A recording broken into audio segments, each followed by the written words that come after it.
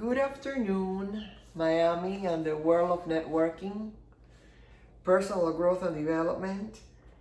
I am excited to have made it to day 8, practice day 8, take 8 for the Secret Sauce International Summit presentation. And I ask you, who is the hero? The one that uses imagination, intuition, memory, will, reasoning, and perception. Who is he or who is she? Is that person inside you? Let me tell you a little bit about my narration. It might connect or not with you, but the intention is to ignite in you and bring back time in the past, whether you were 5, 13, a young 20, middle age, or in your 80s. Those moments in your life where you use the 6 superpowers that God has given you. And we tend to forget when life gets a little bit difficult. At the age of 5, cruising the island of Cuba in a Farline 500 1958, with father driving, mother on his side, and sister next to her in the back seat. Visiting extended family, grandparents, cousins, uncles and aunts, and life was great, celebrating Nochebuena, spending time at the beaches, like Varadero and Santa Maria del Mar, and life was great until 1959. Mother decides to get passports for the family to leave the island, but that was the intention, but not the action. 7 years passed and the family endured communism. 3 years at home with a tutor in order to avoid indoctrination of communism at schools. By the age of 9, this girl has to go to school or else she's denied of getting a pair of shoes. She enters 4th grade, her sister enters kindergarten, and off they go to public education under the Castro regime. And life goes on, and they make the best out of it, and the parents are buying food in the black market, and they're still taking vacations to Varadero, the beach. 1967 hits, 7 years later. Now, the job that the father had secured for 7 years after his company left Cuba, which was Nestle, he worked in the docks, customs, receiving the food for the island for 7 years, and that job was no longer secure unless if he became part of the Communist Party, which he wasn't about to agree, so he decides to flee the island, and his wife and the girls follow him along. And one February afternoon, they board a propeller airplane and fly for 21 hours with 2 stops, one in Portugal, one in Paris, and then finally in Barajas. That early morning, when they landed in Azores, Portugal, a big breakfast of eggs and bacon was waiting for them, but understand that the passengers in that airplane were all Cuban exiles, sick and tired of eating eggs and green pea soup. So at the look of the bacon and the eggs, they looked the other way, so did the girls. And the parent says, at least eat your bread, for we don't know from where the next meal's gonna come from. Back to the airplane, they notice a couple of little shops outdoors facing the plane, and they take a look at the little things inside, like keychains, pens, wallets. And the older girl is mesmerized by all the products in that window. And the father comes up to her, puts his hand on her shoulder and say, "You will have all that and more. Do not worry." Well, you see, I didn't tell you that on the day that they left Cuba, she had a brand new 22 karat fountain pen with a point, a 22 point carat point, which was given to her a week before she left on her 13th birthday by her grandfather. But the government customs confiscated the pen because you couldn't bring out any jewelry, any gold, any gems. Everything was to stay in the country, including your money. So up and about, they go back into the airplane for another 5 hours.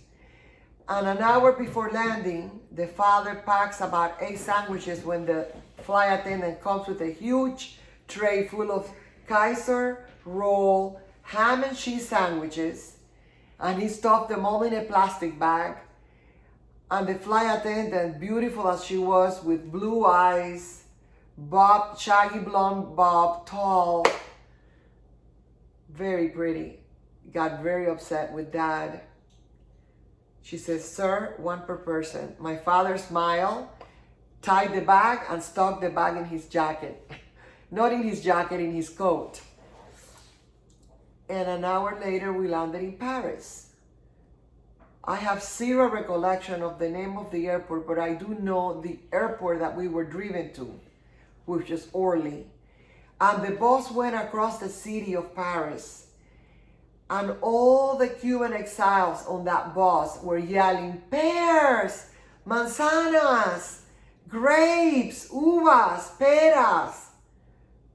They were experiencing abundance from the window of a bus. How absurd could that be?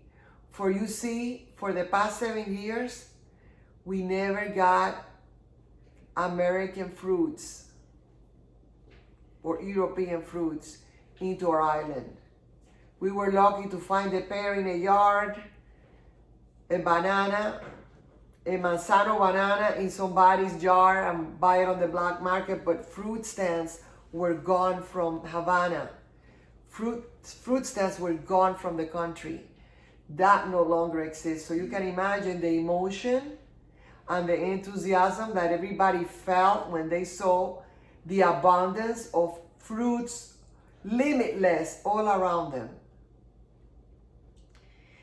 As we exited the bus, the dad says, "Go get a cart for the luggage." The older girl goes inside the airport, glass doors, to secure a cart. When she realizes you have to have coins to take the cart out, "There's no way, Dad. You need coins. For you see, you left the country, as I told you earlier, without any cash, without any coins." But it happens that a woman was boarding a taxi and she left her car on the curb, and the girl signaled, "Look." So the father got the cart and he put the luggage in. He was happy in a new land, free of communism, sandwiches in his bag for his girls and wife, and carting the luggage. Life was good, life was full. And we waited patiently for the next plane to come, which happened at 2 a.m. of the following day. And the flight was only an hour long, and we landed in Barajas, Madrid, Spain. To my surprise, a stranger put a $5 bill on my father's left pocket, and the older girl smiled at the sight. What are the odds of a stranger putting $5 in your pocket? He held my father tight and hugged him. And then we found out that this man was a good friend of my grandfather. He had done business with my grandfather. And he had been in Madrid for the past 4 months, managing a boarding house which was to full capacity. So we couldn't go there, but he promised to find us a place to sleep that night or that early morning. And another friend of my dad came to the airport, took us to his house for a couple of hours to celebrate our new freedom with asparagus, What else did we eat that day? Coca-Cola. The adults had hard liquor. We had potato chips. And I believe Cheetos. I don't know what they used to call them in the old days. And by 4 in the morning, we end up in another boarding house. We slept until 12 noon, and my father was long gone to work, unloading a truck with groceries at a grocery store. The job lasted a week, for it was hard labor that my father couldn't endure. So his friend connected him to a Sweden company that had just opened in Spain, selling plastic products, containers. The company's name was Iberplastic, and my father was relocated to Valencia, Spain. And there he was alone with his job and his business for 5 months until he put the money together for an apartment. And then the family reunited. May of 1967, excuse me. My memory escapes the dates. And we're happy to get together, and life is good. We have an apartment, we have food to eat, we have a place to sleep. We have the church across the street, and we're living in freedom. We have books, food, shelter, and love, and life is great. And the girls are getting used to the life in Spain and learning the Castilian and talking with that accent. They have friends, and they go to the movies, they go to the beach with the family and friends. Movies like Mary Poppins, 007, spaghetti westerns like with Clint Eastwood. And the music of the Beatles was playing in the background. Yellow Submarine was number 1. And when there's enough money, the mother says, take this and go buy yourself a bathing suit and a suit. And the older girl goes and buys a yellow suit and a bathing suit. And she feels like $1 million. She feels complete. She's free, she's loved, she's cared for. And she now even has a new bathing suit and a new yellow suit, which was the color of the year. What else could she ask for? The festivities for the town of Valencia happened in February of 1968, and the girl and her family have a great time at La Fallas. It's when they put many things together and they make a sculpture and they burn it at midnight. And this happens for consecutively 15 days. And at the end of the festivities, she's so excited for all the fun and all the dancing and all the singing, meeting all those new people in the plazas, downtown plazas. And the father breaks the news that she's to come to the United States with a student visa by herself. So it felt like a bucket of water went over her head. Why me? Why can my sister come with me? There's only one visa. You need to go first, because that's the future for the family. They drove to Madrid for 6 hours, placed me at the airport in the airplane, and off I went to New York City and landed after 7 or 8 hours. The flight was shaky. I felt uncertain. I got seasick and didn't eat anything that day. As I landed, a nun approached me and said, "Do you have your luggage?" And I looked at her and I said, "No, I just came off the bus from LaGuardia." She says, "You need to gather your luggage so they can put it in the other bus to go to JFK. She told me all this in Spanish. And I said, "Where do I look?" Over there. Mind me, the room was humongous, and all the luggage was spread on the floor. Suitcases, boxes, duffel bags, name it. And she goes, "How many pieces of luggage did you bring?" I said, 3. A suitcase, a guitar case with a Spanish guitar, and a box containing a Virgin. The box is about 36 inches. Well, let's go look. I don't think I can find this, I told her. She goes, let's go look. What a soul. She helped me look. We gathered the belongings. The bellboy put them in the bus compartment. And on the bus I got all the way to JFK to find out that it was past 6 o'clock and I missed my flight. So the next flight to Miami is at 11:30 p.m. I am in this huge lobby, no one around me. A bar to the left, beautiful bar, enclosed in wood and stainless steel, Italian style, and one bartender in there. And when I sit down and recollect myself, I notice how thirsty and dehydrated I was feeling, and I said, I have to get a drink. I looked around, couldn't see a bathroom, couldn't find a water fountain, went for the bar and ordered a Coca-Cola. As I finished my drink, the nun comes and says, it is 11:30, board the plane. So I boarded my plane to Miami and landed like around 2 in the morning. The family was going nuts, for they were expecting me at 9 and I was not there. So they waited and waited 5 hours for me to arrive. And the plane ride was about 3. The drive to their home in Miami Beach was a dream. It was magical. Crossing the 36 expressway at 2 in the morning with the lights in downtown Miami and the lights in South Beach and Miami Beach was out of this world. Even today is a pretty sight. Even today, anybody that visits Miami loves that view.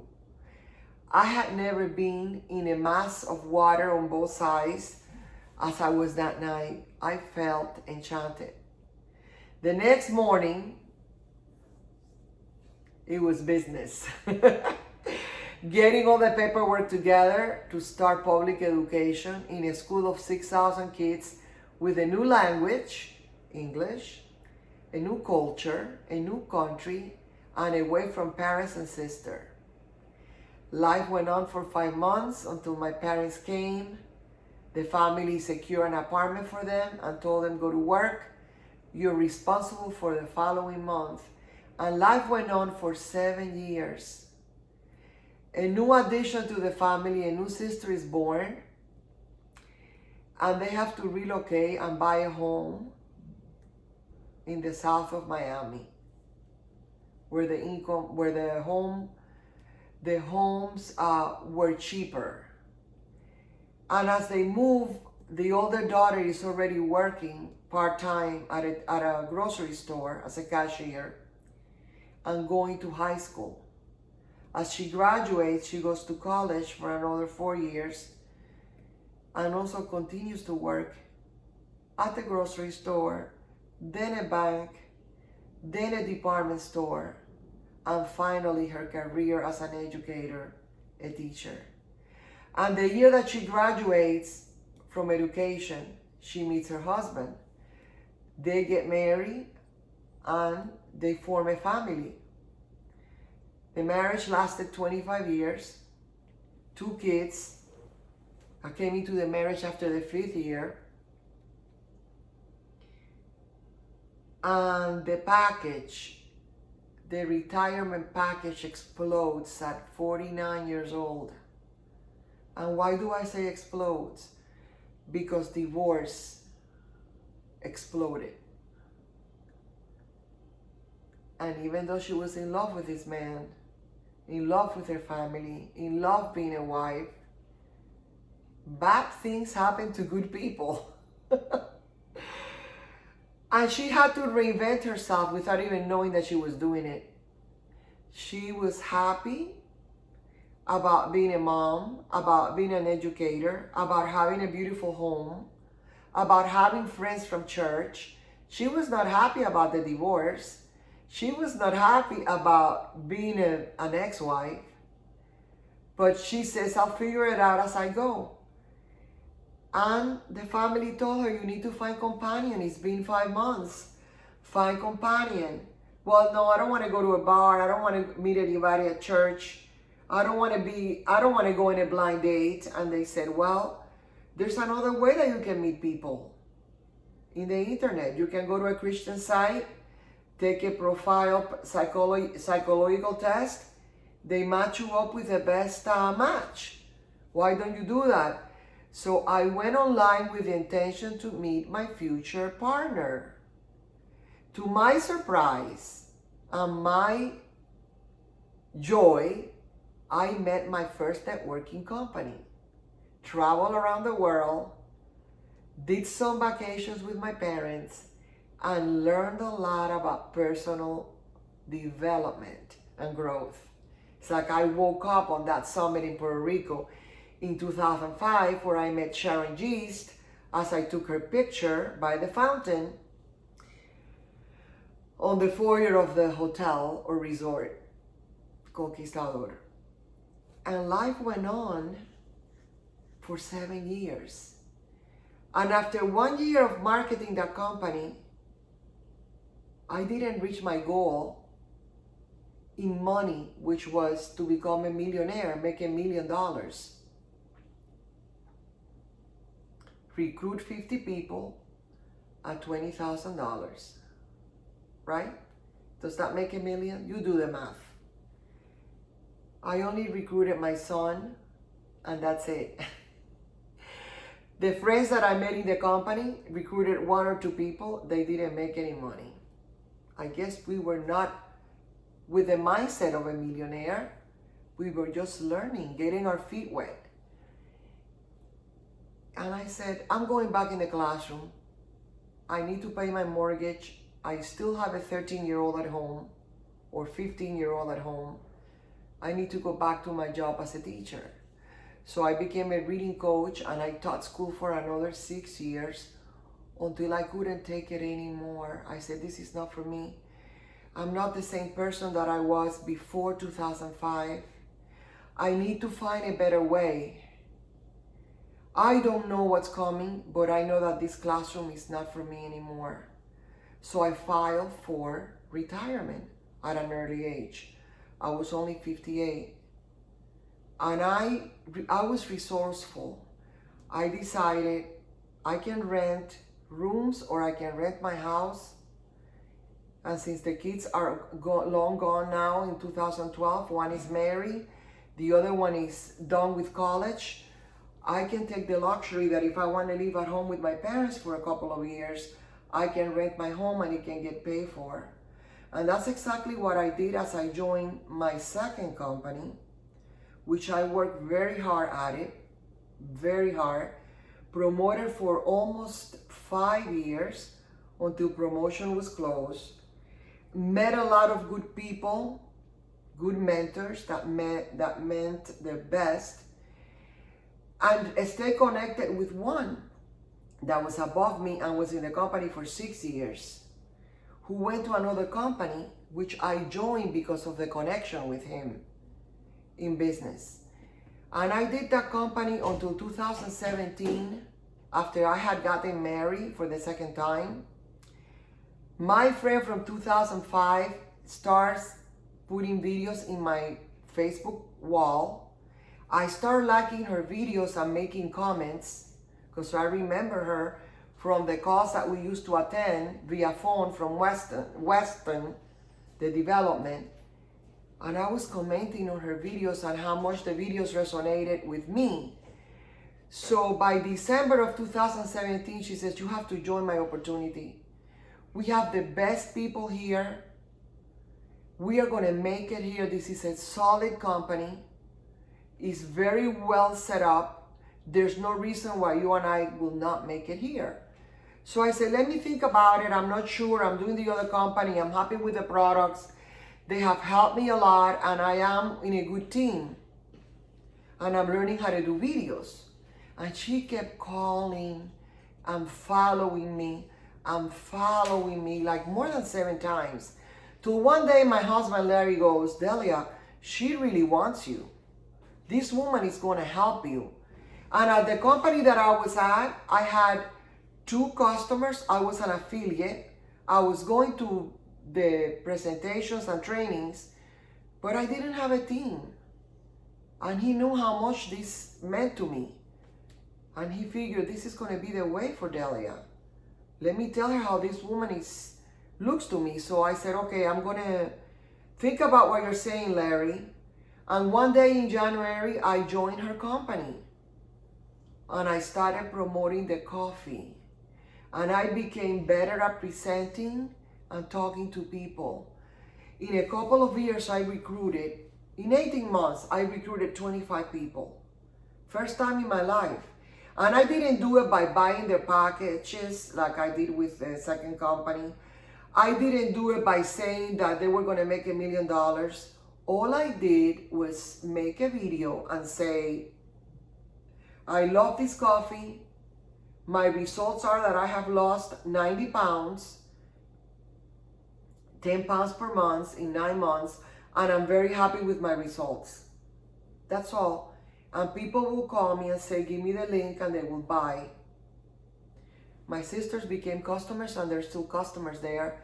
So when my friend decides to go to the present company that we're in with Sean Murphy and Rhonda Parker, I say, I am not staying behind. I love the coffee. I've lost the weight. I love my upline. They're sweet to me. They teach me everything. But my best friend, my partner, he's gone. There's no way that I can do this alone. I've tried this alone before in company number 1 and company number 2 when my upline left. And it was very hard to do. Even though I reached up and I went to the people on the top and they would train me, but it was not that day-to-day contact and relationship. So I followed my friend.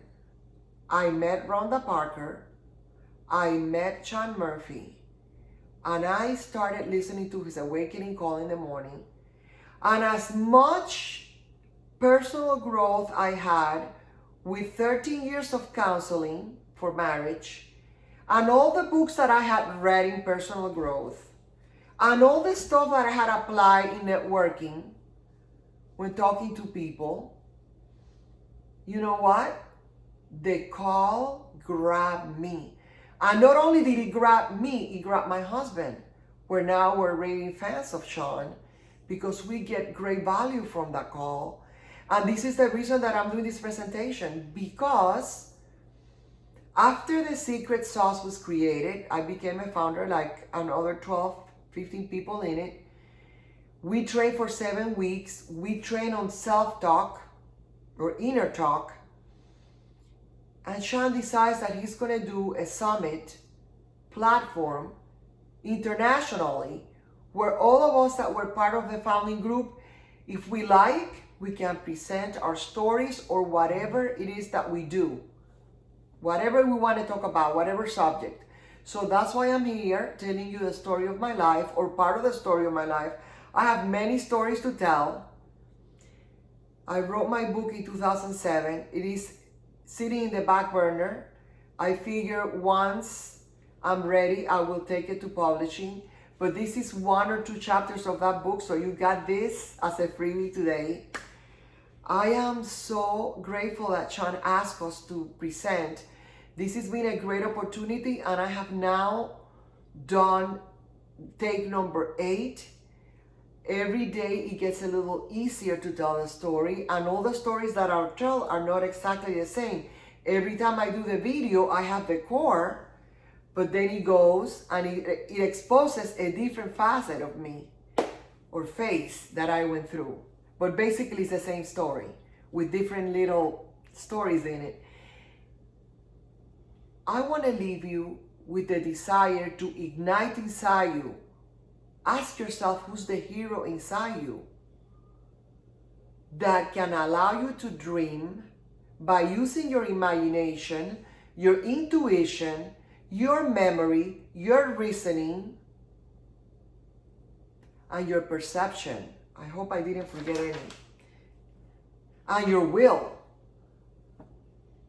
Reach within you and see what it is that you want to do in your life. It could be your life, it could be your business, it could be your job, or it could be a cause, something that you want to do. I want to ignite that flame inside you, because who is the hero? The hero is inside you. Any hero, before they're displayed on a wall, they have those hero qualities inside them. So I want to ignite that flame inside you and tell you that you have all it takes, because we're all born with these 6 superpowers. The only difference is we forget to use them. So if I have touched your heart, if you see hope, if you see yourself doing something, don't hesitate to contact me at delia.perullera@gmail.com for the 6 superpowers, qualities, descriptions, and how to use them. Have a wonderful day.